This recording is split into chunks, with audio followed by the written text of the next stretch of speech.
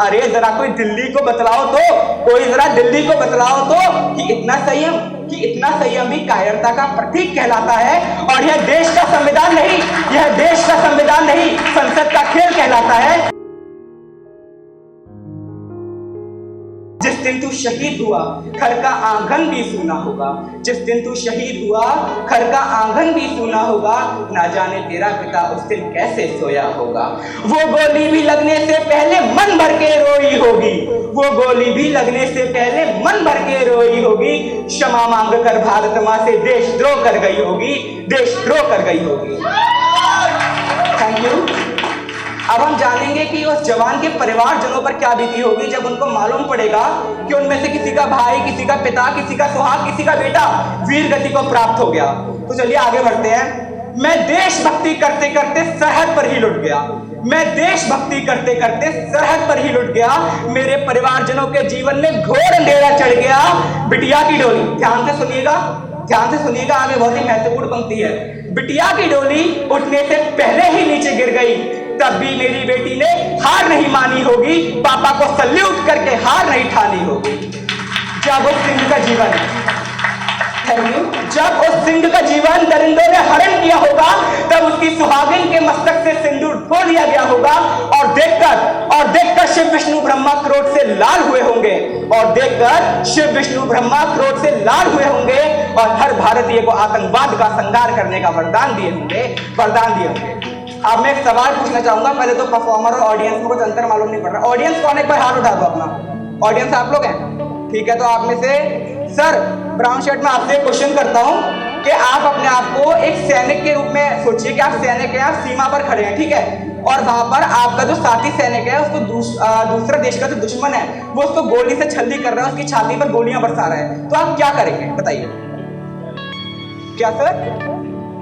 बिल्कुल आप फायर करेंगे, बिल्कुल। पर सेनानियों को यह हक कहां दिया गया है? अब हम समझेंगे एक सैनिक के मन की बात कुछ पंक्तियों से, उसकी भावना मैं आपके सामने व्यक्त करने जा रहा हूं। मैं गंगा यमुना सरस्वती की सौगंध आज खाता हूं, मैं गंगा यमुना सरस्वती की सौगंध आज खाता हूं, और उन कायरों से डर के मैं रोज शहीद हो जाता हूं। मैं गंगा यमुना सरस्वती की सौगंध आज खाता हूं, और उन कायरों से डर के मैं रोज शहीद हो जाता हूं। अरे जरा कोई दिल्ली को बतलाओ तो, कोई जरा दिल्ली को बतलाओ तो कि इतना संयम भी कायरता का प्रतीक कहलाता है। और यह देश का संविधान नहीं, यह देश का संविधान नहीं, संसद का खेल कहलाता है, संसद का खेल कहलाता है। अब मैं एक और चीज रखना चाहूंगा कि अगर हमारी सरकार इन सैनिकों को बस 24 घंटे की मोहलत दे दे तो ये देश में क्या क्या बदलाव नहीं ला सकते हैं। अब जरा मैं इसके ऊपर प्रकाश डालता हूं। और दिल्ली बंबई पुलवामा, और दिल्ली बंबई पुलवामा में अब अंधकार न छाएगा। अब आतंकी क्या देश में उनका चूहा ना घुस पाएगा, अब आतंकी क्या देश में उनका चूहा ना घुस पाएगा। और देश की सीमा पर खड़ा जवान, और देश की सीमा पर खड़ा जवान उन कायरों के हाथों को बांध नहीं होगा। मैं इस देश की माटी की सौगंध खाता हूं, यह देश नीलाम नहीं होगा, यह देश नीलाम नहीं होगा। जहां देश का नाम नहीं वहां मैयत बिछा देंगे, जहां देश का नाम नहीं वहां मैयत बिछा देंगे, जहां देश का नाम नहीं वहां मैयत बिछा देंगे। हम देश के बाहर क्या देश के अंदर के आतंकियों को भी मिटा देंगे। कि जिनको समझ में आ जाए लाइन को समझ जाना कि हम देश के बाहर क्या देश के अंदर के आतंकियों को भी मिटा देंगे। ये आतंकी इसके ऊपर नहीं है, ये जिसके ऊपर है, जो समझ पाए वो समझ जाना कि हम देश के बाहर क्या देश के अंदर के आतंकियों को भी मिटा देंगे। आइए आज हम सब मिलकर एक प्रण लेते हैं, आइए आज हम सब मिलकर एक प्रण लेते हैं कि देश के दुश्मनों को भारत मां की धूल चटा देंगे और देश के कर्तव्य के सामने अपना मस्तक झुका देंगे, अपना मस्तक झुका देंगे। अब मैं ऑडियंस से एक और सवाल करना चाहूंगा। मैम आप बताइए प्लीज। Yes ma'am. हाँ मैम आप बताइए कि आप एक जवान को डिस्क्राइब करिए, एक सैनिक को डिस्क्राइब करिए। आप कैसे डिस्क्राइब करेंगे? प्लीज डिस्क्राइब द सोल्जर, कुछ भी जैसे आपको समझ में आए। Okay, who sacrifices life for the country। अब इसी को जरा मैं सैनिक की भाषा में कहूं कि सैनिक क्या कहता है अपने आप को, उसकी भावनाएं व्यक्त करता हूं।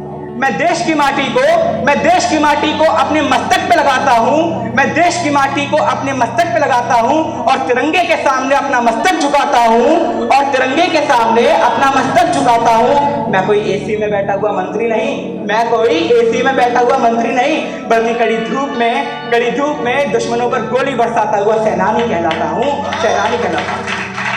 आप एक कबीरदास जी की एक पंक्ति है कि सब धरती कागज करो, लेखनी सब बन रहा है, सात समंत की मसी करो, हरि को लिखा ना जाए। इसमें मैं हल्का सा चेंज करना चाहूंगा, अगर कबीरदास जी बुरा ना माने तो हल्का सा चेंज कर सकता हूँ। सब धरती कागज करो, लेखनी सब बन रहा है, सात समंत की मसी करो, सेनानी को लिखा ना जाए।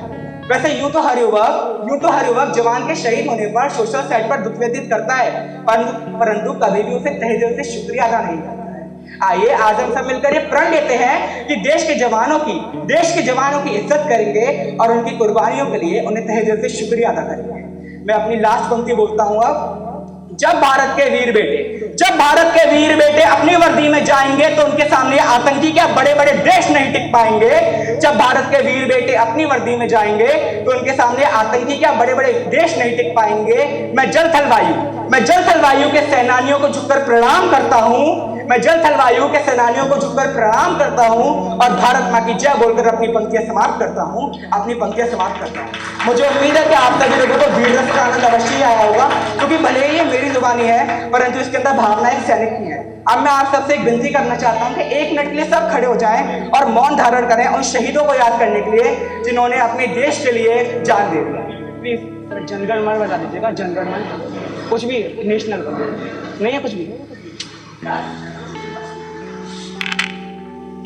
कुछ वंदे मातरम वगैरह कुछ नहीं है। Thank you very much.